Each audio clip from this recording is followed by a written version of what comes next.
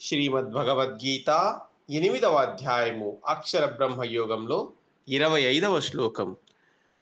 ధూమో రాత్రిస్తథా కృష్ణః షణ్మాసా దక్షిణాయనం తత్ర చాంద్రమసం జ్యోతిః యోగి ప్రాప్య నివర్తతే. దేహత్యాగం చేసిన ఈ సకామ కర్మయోగులు